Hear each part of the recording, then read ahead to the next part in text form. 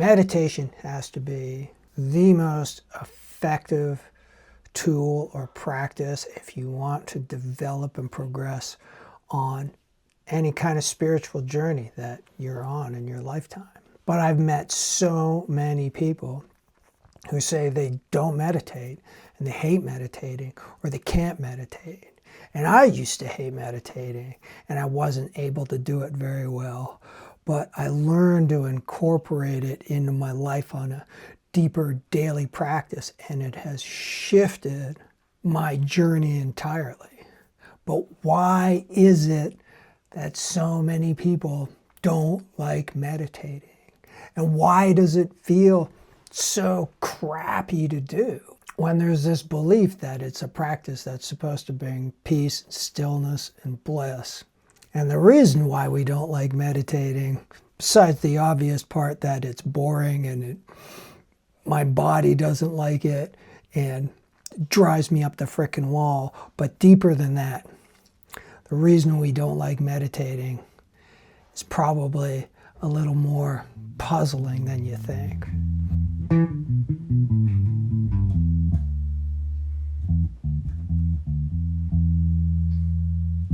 So stopping ourselves from going in this human adventure that we're on, so we can just sit still and quiet with our eyes closed in order to, I don't know, we're supposed to get somewhere with that. It's supposed to bring enlightenment and awakening and peace and bliss and harmony into our world. But when we stop to do it, it just feels super shitty.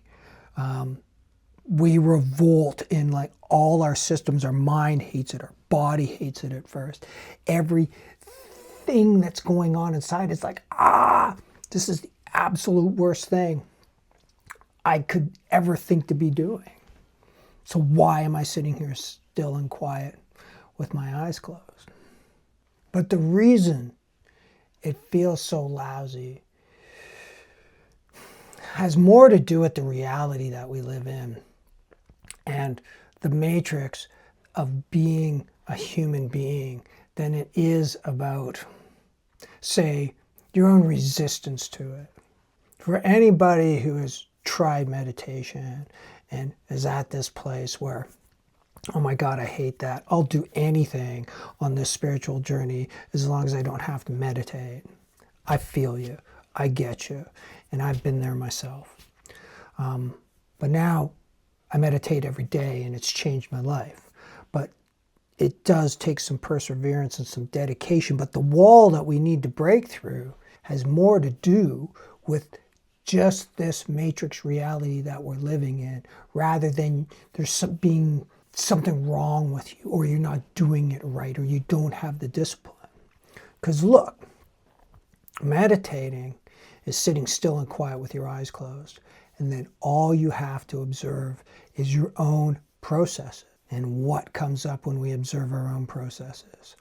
All our fears, all our neuroses, all our anxieties, all our trauma, all the memories that we put away in closets and drawers in our mind that we don't ever want to look at again. It all comes out. So we're faced with this stuff that really doesn't feel good. It's the stuff that we're trying to avoid all the time in our life. That's why we spend so much time distracting ourselves, watching screens, entertaining ourselves, hanging out with our friends, doing drugs, drinking, eating, just doing something fun, just trying to do anything that gives us a little bit of relief from being human. Because when we sit still and quiet with our eyes closed and we actually observe ourselves, but more importantly, we're observing the reality we live in. We're observing the collective consciousness. And it's not just you. We're all anxious. We're all neurotic. We all have fears and traumas and memories. And this whole collective consciousness is very degraded. And it's very distorted.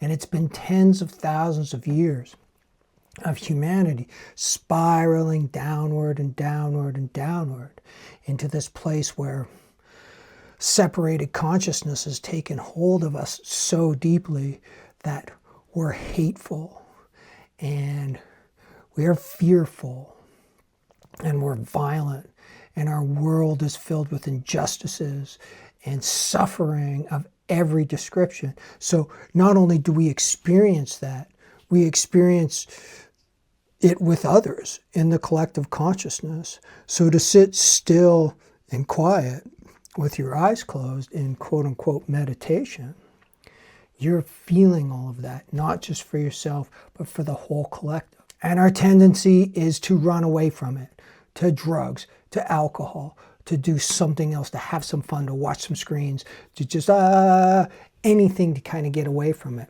But we have to face this one. We're not going to get to the other side individually or collectively if we don't just face this monster that we've created of our own accord. We've created this trauma, we've created this fear, we've created our neuroses.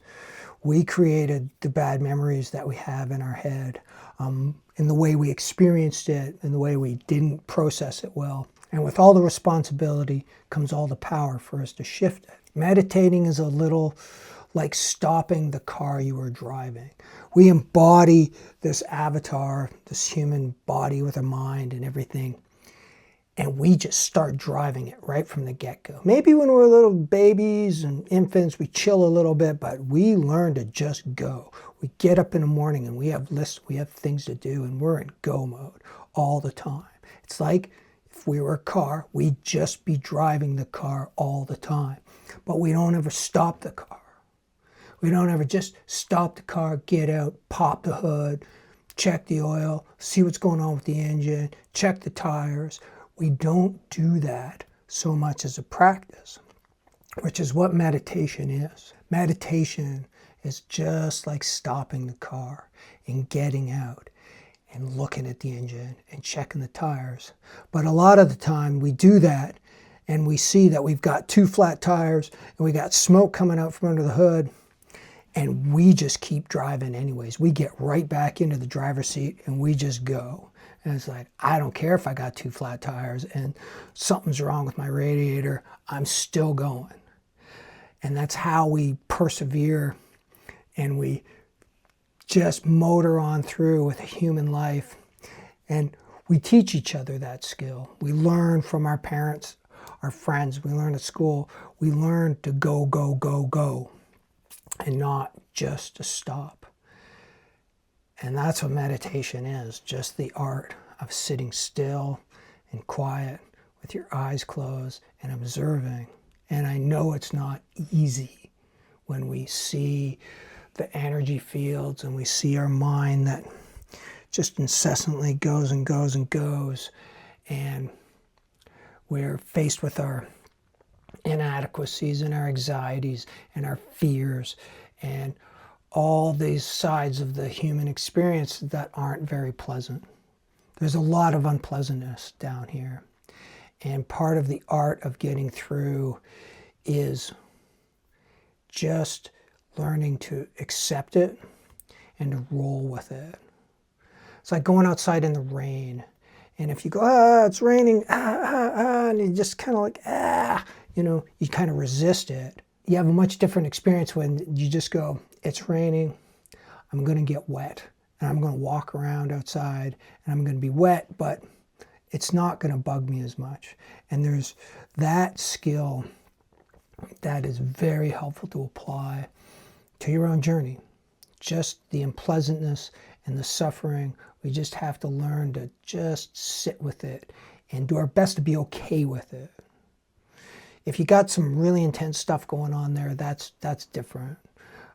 But the general unpleasantness vibration that goes along with being a human in this reality, in this collective consciousness, is something we just have to, I want to say endure, but just observe.